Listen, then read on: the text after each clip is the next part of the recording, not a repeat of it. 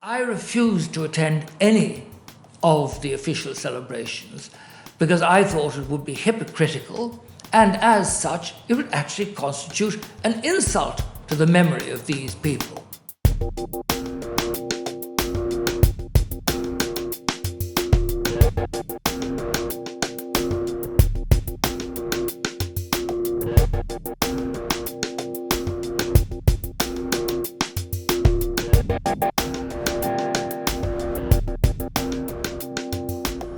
Well, it's an irritant because I think it was completely bogus. I think it was driven by the vanity and self-importance of the people involved. I think there were a lot of mixed motives. Well, there was some idealism. But if you look at figures like Pearse, and I have read On Clive Solish and other works of Pearse, and the venomous racism against his own people, because Pearse's father was an English Protestant. And his hatred of anything English is all-consuming. This is the reason that James Joyce, who attended one of his classes, left immediately because he said that Pearse was so violent in his denunciation of everything English, from their vocabulary to their syntax.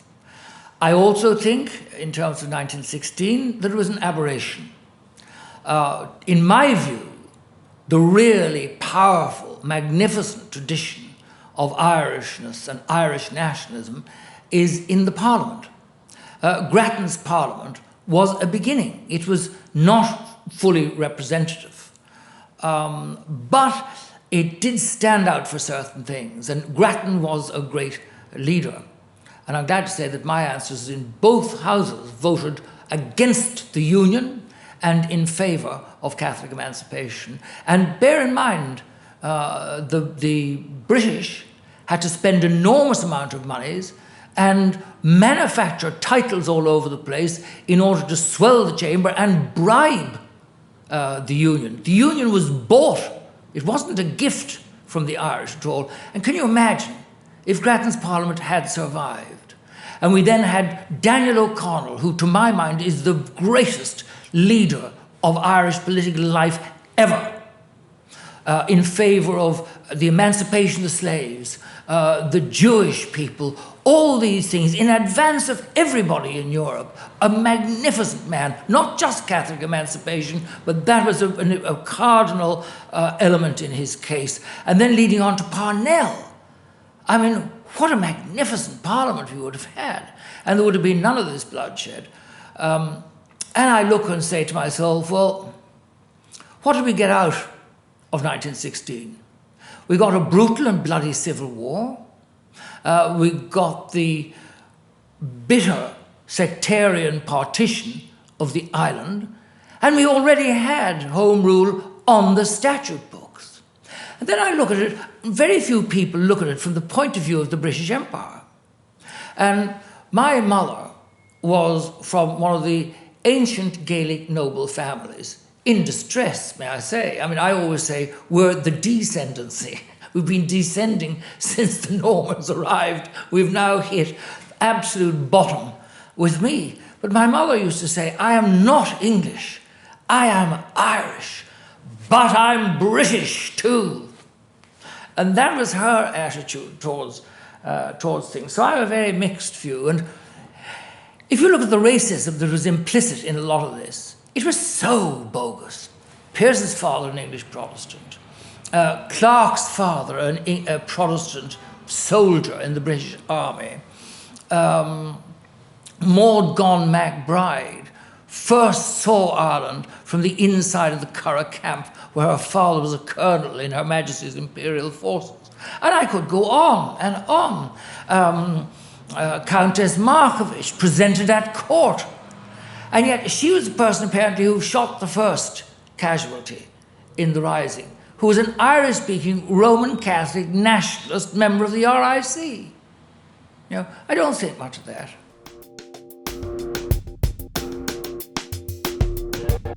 Well, I was never taught it in school. And my first real contact with it was a bruising one. It was 1966, the celebrations then. And they were blatantly sectarian, they were triumphalist. No other point of view was allowed under any circumstances. And if you didn't subscribe to these ideas, it was a deeply unpleasant, nasty celebration of bloodshed. And you see, I don't entirely blame Pearse, because there was this kind of zeitgeist right across Europe of young men thinking it was a glorious thing to die in battle and all this rubbish. But Pearse was an extreme example of it, the idea that the old earth of Ireland need to be revivified by the pouring of a libation of the blood of young men, all this kind of stuff. Barbarous and ill-informed. And the much vaunted proclamation contains in it a reference to the gallant ally in Europe, the Kaiser. The Kaiser was our gallant ally. And there were 250,000 young Irish volunteers, as opposed to the couple of hundred of hybrid mongrel people in the GPO. I mean, and if you look at them, if you look at their background, most of them hadn't spent that much time in Ireland at all, hadn't been born in Ireland, weren't even Irish, some of them. And if you compare that couple of hundred with the 250,000 who were at the front, and some from mixed motives, but some of them certainly defending little Catholic Belgium, and this country awash with Belgian refugees, while these people are swearing allegiance to the Kaiser. And even Roger Casement, who's a figure I revere, not because of his homosexuality, but because of the wonderful work he did in Africa, exposing the viciousness of King Leopold's regime, and then subsequently with the Putumayo Indians in South America. Casement was delivered to Kerry in a boat that was commanded by the man who sank the Lusitania. Now, that wouldn't go down very well. And there was hatred of the rebels, general all over Dublin. They were despised and they were spat at. And they shot some of the ordinary people. One teenage woman who was trying to rescue a barrow, it was her trade, was shot in the face and killed. So that wasn't terribly noble. And as I say, they had a kind of death wish. The British made a series of dreadful mistakes. First of all, they should have faced down the Curragh Mutiny. That was an appalling thing. When British Army officers threatened a mutiny, they should have been all court-martialed. The gun running in the north of Ireland should have been intercepted and stopped. And if these measures had been taken, I think there would have been more sympathy. The other thing is, I have much more sympathy for the Shot at Dawn, and I campaigned successfully to get something done for them. These were 16 and 17-year-old kids, many of them from Ireland, who were shot in the back of the neck because when they were shell-shocked, they didn't remove their caps in the presence of an officer. I mean, to murder a child for that, it's grotesquely obscene and much, much worse than anything that was done to the rebels. Although, of course, what turned the whole course of things and the whole course of history was the prolonged executions and the execution of Connolly, James Connolly, who in some ways was a noble man, and taken from his sick bed and propped up in a chair when he was dying so that he could be shot. I mean, there is something palpably obscene about that. And Irish people have a sense of decency and a sense of justice and fair play, and that was outraged by that. So I think it's a very, very complex situation. And in 1966, no justice was done to that complexity. And I've asked, what did we get from 1916? Well, I think in the year of the centenary, we can ask it again. What have we got? We have evictions all over the place, encouraged by the state, performed by the banks, which were rescued by the pence of the ordinary oppressed people of Ireland, we have soup kitchens, and we have rack renting under the property tax. If you dare to improve your property tax goes up. This is the 19th century again. It is appalling. And the entire country, for all its vaulted independence, is enslaved to pay off the gambling debts of the German and French banks. And these debts, which were incurred through the agency of the German and French banks by gullible, stupid, and irresponsible Irish banks, these banking debts were illegally transferred to the Irish people.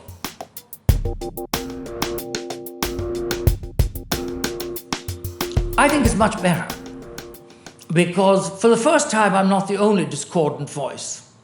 And I did see a debate on television with Michael McDowell, who's an interesting man and a descendant of Owen MacNeill. That's another thing. I mean, they were traitors to the British Empire, legally speaking, the people who took over the GPO. But they're all also traitors to their own cause, because they completely ignored the orders of their commanding officer, Owen MacNeill, and went ahead regardless. But there was a debate between Michael McDowell on the one hand, and there was a Sinn Féin person, and then there was Patsy McGarry, and I think Kevin Myers. And that was interesting because you got the two sides, and you can understand the mentality of both sides. And, the rebels were, a number of them were very neurotic. Pearse was highly neurotic. But there were teachers, there were scholars, there were dreamers, these sort of people. So they were an interesting bunch of people. And if you can get into their mind, it's quite an interesting exercise. But to my mind, it does not excuse what happened. It does not excuse the bloodshed. And shooting their own fellow countrymen in some cases. In the Sherwood Foresters and these other regiments, there were Irish people. There was a young 17-year-old boy from Tipperary shot in the back of the head by German guns.